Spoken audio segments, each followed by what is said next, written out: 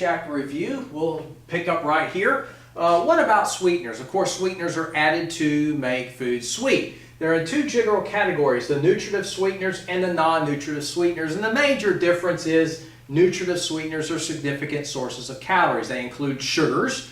They include things like sugar cane, table sugar, high fructose corn syrup, things like that. But they also include a category called the sugar alcohols. Sugar alcohols include things like xylitol, maltitol, sorbitol, and the atols. They're naturally occurring. They provide approximately 3 kilocalories per gram, a little bit less than real sugar. But the neat thing about it is that sugar alcohols are metabolized more slowly. So unlike sugar, they don't contribute to tooth decay. Non-nutritive sweeteners are those that are sweet but do not provide significant calories. These include, of course, all the artificial sweeteners such as saccharin, acesulfame, potassium, sucralose, aspartame, and so forth. Be sure to read through that section, especially on saccharin. It was the first of them. On aspartame, because people with PKU have to avoid it. It's made in part from the amino acid phenylalanine and so forth.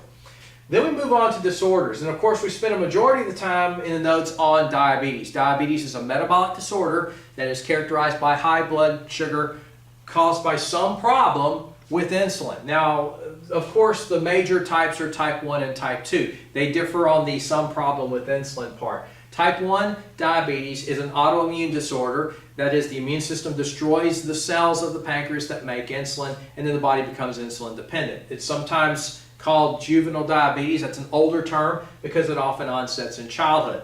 Type 2 diabetes often onsets in mid-adulthood. It is linked to family history risk, obesity. It's basically caused by insulin resistance, not by an autoimmune reaction. Insulin resistance means that the body makes the insulin, but it kind of ignores the insulin. It doesn't respond to it normally. It doesn't lower the blood sugar like it should. Read through the sections of both short-term and long-term complications. And of course, treatment goals are centered around keeping the blood sugar normal for as much as possible. And this includes an interplay of diet control, exercise, and appropriate medications. Hypoglycemia is just a word that means low blood sugar. It's not a disease, but it is a symptom of whatever is causing it.